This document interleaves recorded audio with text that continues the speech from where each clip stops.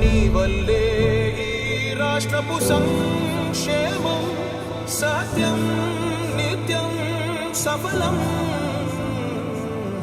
జనగణ మంగళ గాయకుడా ఘనమగు చరితల నాయకుడా పలుతరములు మము పరిపాలించర స్వామికుడా. నవయుగ మేధో సైనికుడా సమయము తెలియని సేవకుడా యువన వ్యాంధ్రకు ప్రగతిని చూపర సాధకుడా వైతాళికుడా.